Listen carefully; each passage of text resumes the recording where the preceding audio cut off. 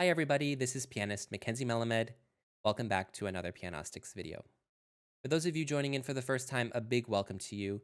I'm a 29-year-old classical pianist. I did my training at the Juilliard School in New York City with Robert McDonald and Emmanuel Axe, and I've been teaching privately since graduating in 2020.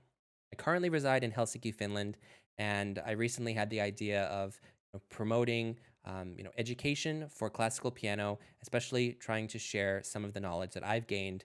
It's invaluable information from fantastic teachers while studying at Juilliard. I would really appreciate it if you like the videos and subscribe to the channel, and also share with your classical piano communities as well. These 15-minute lessons, my first series, they're going to cover a wide variety of different repertoire from Bach to Chopin. We'll be discussing elements of like fingering, phrasing, articulation, how to think about the overall architecture of the piece, and hopefully there'll be something in every episode that you can apply to your own practicing to help make it more efficient, practicing smarter so you can learn more in less time, and also get right to focusing on the musical content in the score. I really appreciate you being here with me, and without further ado, let's jump into the lessons. In today's lesson, we're going to be looking at the first movement of Jean Sibelius's first Sonatina, Op.67, number 1 in D major. This is a very interesting work. It's probably one of his most successful solo piano pieces. The majority of the works he wrote were smaller works in sets. I'm thinking of The Trees is a beautiful set of works. He also has a lot of other small sets of music that he wrote, especially later on in life, that are really beautiful and often depict Finnish nature and subjects related to Finland and its beauty. In this sonatina, I want to look at a few points today for our game plan of how we would tackle a piece like this. Starting off, I'm just going to do a quick analysis of the form and also comment a little bit on the texture. Sometimes when you don't know the form of a piece, we see this sonatina. Obviously, if we're familiar with the basic sonata form, it's kind of like a simpler version of that. Basically, we just have more of an ABA form here. But if I just look, in addition to that, knowing about the form, I could think, where does the texture change? And I'm going to say that the first section ends here, where we see there's interesting things happening with the triplets in our second section. And we also get a different dynamic range where we go to forte quite often.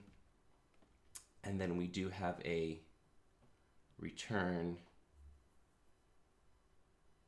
here to the final theme again with a little coda at the end, or maybe it's just part of the recap. So ABA form in a nutshell.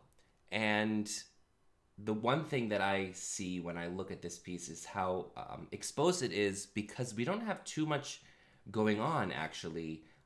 We have very thin melodic lines that aren't very often supported by chords. Sometimes they are, like in the third line we see some chords, but then, for example, in the fourth line we have a melody which is just made up of one line where we play with the left and right hand and really have to connect and see the melody and see that the sound we produce is consistent enough to really make it feel like we can go through a very, very long phrase. Especially, let's consider the last line of those single notes and quarter notes at that, to make it interesting and to make sure that we're able to pull some tension and some interest out of the line. And so pieces like this that don't actually have much to grab onto, often these kinds of pieces can be much more challenging than those with a lot of things to go to, a lot of chords to play, a lot of things going on, that we always have something to kind of catapult us onto the next idea, the next phrase. And here we do have a lot of stringing together of a very small amount of notes. So I'd like to discuss a little bit about creating long lines, and that has to do with knowing in advance how long the line is that you want to create, and also knowing exactly where you're going to be peaking, what the overall mood is, and how we can move our hands so that we'd be able to really pull through and feel like we've had kind of a one large breath, of one very large kind of architectural idea of how we're building and going through the phrase. I want to take, for example, the last line on the first page. We have an allegro tempo, 1, 2, 3, 4. For example, 1.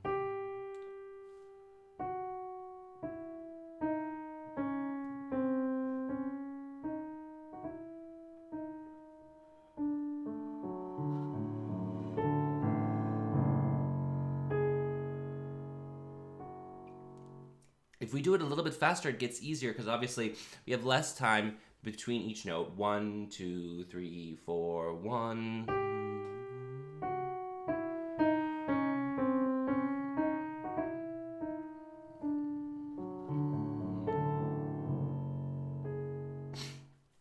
But what is it about that line that is really making us, how do we feel like the line is going without having, we can have perfect tempo.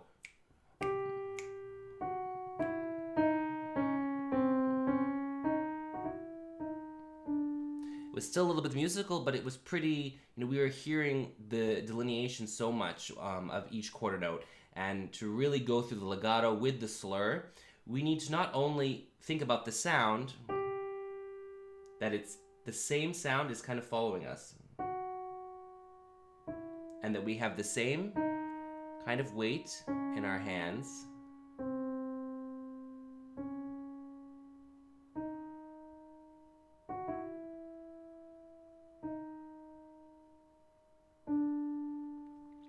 So that idea is really, it's almost, it will come second nature eventually, but it's not only about connecting the notes, but it's connecting the sound and listening with your ear very closely.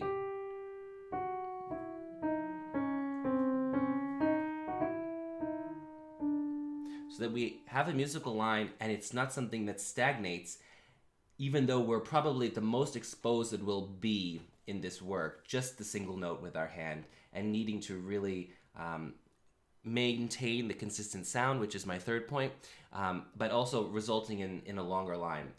The first very kind of partitioned opening couple of lines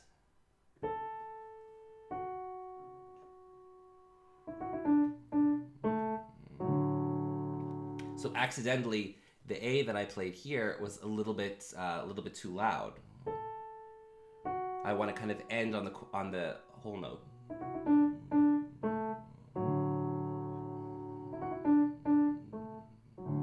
That's a little bit better. So my idea is la da da dum bum bum bum. But when we're playing one note at a time, if we reset our hand, we're going to be completely out of the mood that we've set for us. So we also want to watch that our hand is kind of staying in the general area. There's no point in moving.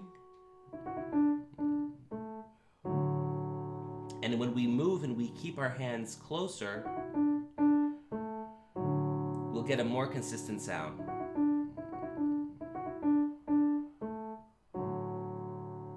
If I want a little bit more sound,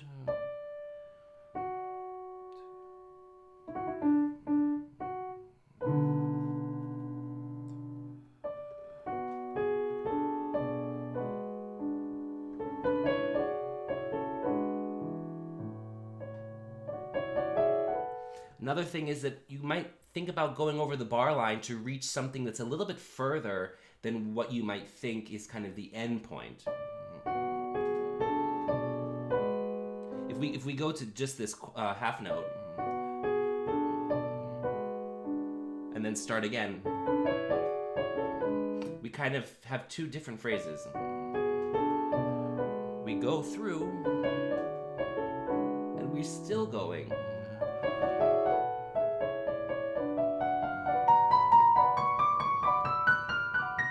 Going and going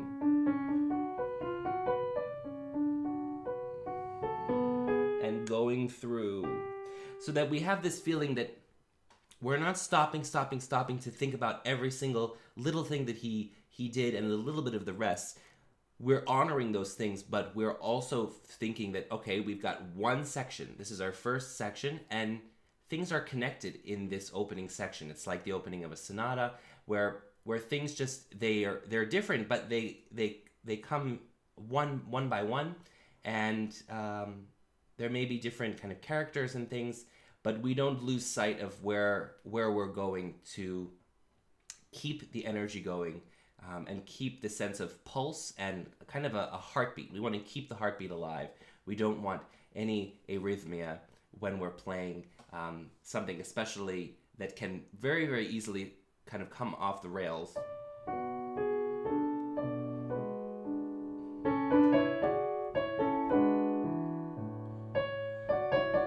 So you see there's a lot of starts and stops, even though we're not really taking any breaks, but we don't have the idea that we're continuing in mind.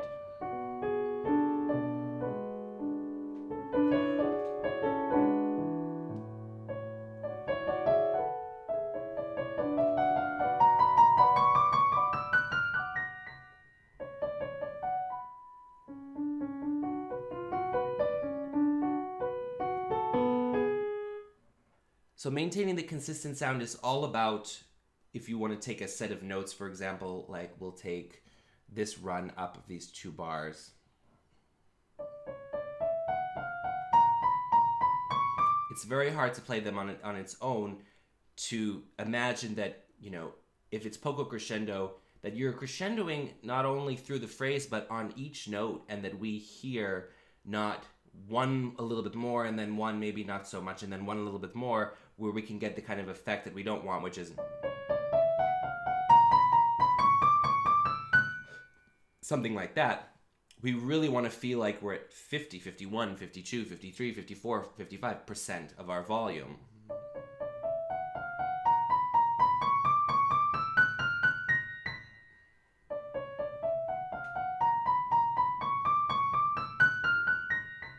One thing that I do is I make sure that my wrist, I'm going to do it an octave lower so you can see a little bit better, but I make sure my wrist is always kind of centered and a little bit ahead of where I need to be, so that, for example, this is kind of the ultimate balanced area for me. And then the next one.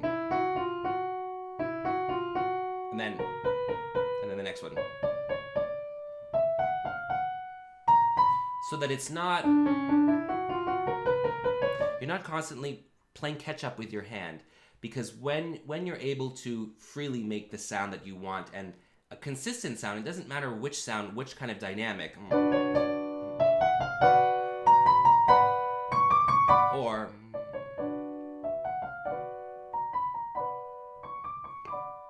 when we are in a similar comfort zone in terms of where our wrist is and where we're playing, and it's very comfortable, the kind of most comfortable, ideal position for us, we'll remember that sound that we made there, and when we move, it'll be much easier for us to keep that level of sound production alive in our playing, and then we can think that we want to get a little bit more intense by pushing down just a little bit harder, and then we can do that a little bit more freely.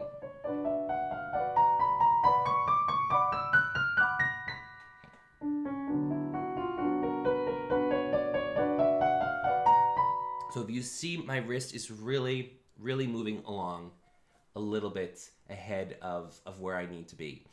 The next thing I want to talk about in terms of evenness and the consistent sound is when we've got, for example, triplets and we're playing them in different hands. So from the second section that I've marked, it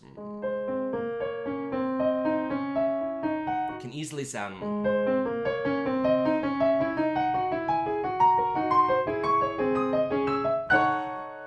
How are we bringing this from piano, crescendoing to forte, and having it sound like there's nothing, everything is very much inevitable, and we can hear either through whatever we want to do for our voicing, and we can hear through the consistent sound, and that's also going to mean that we're going to be adjusting our wrist just like we did in this previous section.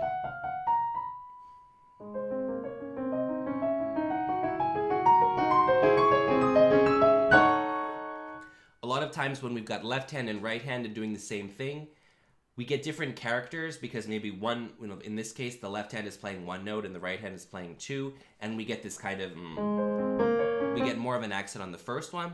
Or often when we're playing two notes, like an octave, the second one will come off a little bit shorter in anticipation for the next downbeat. So try thinking sometimes a little bit more evenly that we're going 1, 2, 3, 1, 2, 3, 1, 2, 3, not 1, 2, 3, 1, 2, 3, 1. So really eliminating any kind of idea that we're going to have accents.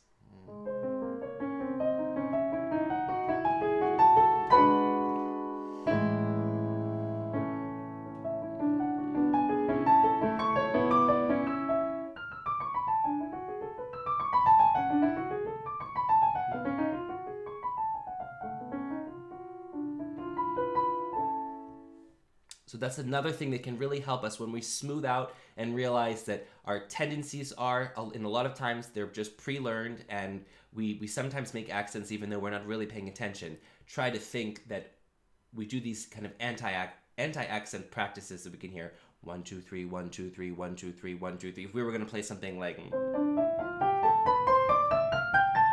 we're not going, we're really trying, and we're playing 1, 2, 3, 1, 2, 3, 1, 2, 3.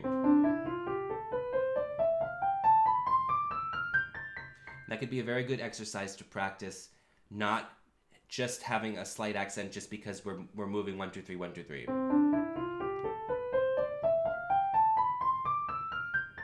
could be a very good balancing exercise for something like this.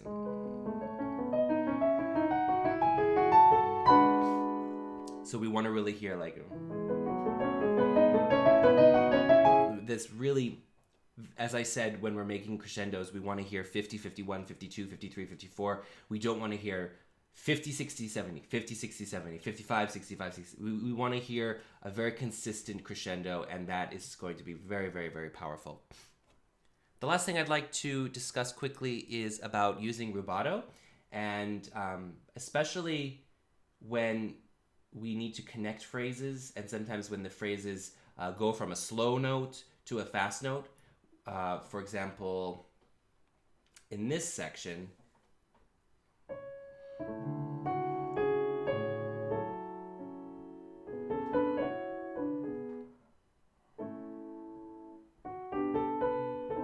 it's a little bit harsh that we've got this half note here, and then we've got so we have this eighth rest that's saying, okay, you can pretend like there's a note there and you're kind of coming in after the note, but it can be very harsh. So sometimes I like to think that sometimes there's a note where there's a rest written, and we try to play as if we're coming in, as if the music is already playing. And that gives a little sense of breathing, and it might not be the strictest eighth note tempo, so that we can avoid 1, 2. It sounds very, very robotic in this case, just because of where the half note is placed and where the rests are. And so if we think that there's a note already living there, 1, 2, 3, 4, la, da, da, da, da, then we have this kind of idea. And then we can kind of continue because the phrase has gone on. But when we're just starting the phrase, it may be helpful to think a little rubato as we're getting into it, to feel like, oh, maybe there was something here, and we're kind of coming into the phrase, but we're not starting the phrase, on this upbeat basically, because we don't have the first beat. We have a rest instead. And so things like that might be very, very helpful. Another example of that is here.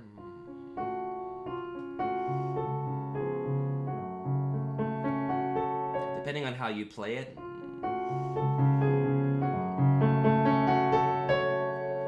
This is actually just the end of the phrase, even though we do have this hairpin up. But if we just play it straight,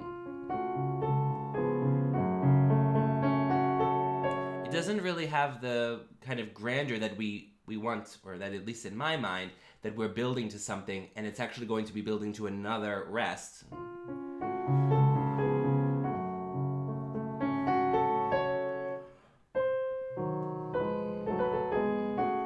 So in this case,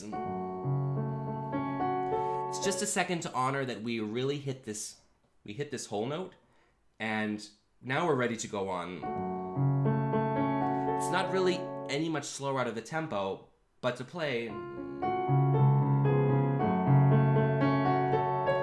it just sounds like another kind of routine. I'm almost looking like I'm looking at the music for the first time and don't really know how to shape things.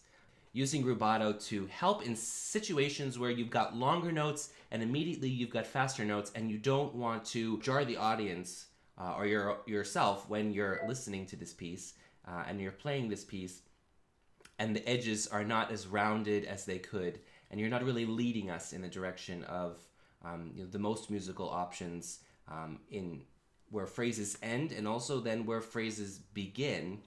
There's a lot more to think about, and just a slight rubato may be able to help you a lot. See you in the next lesson.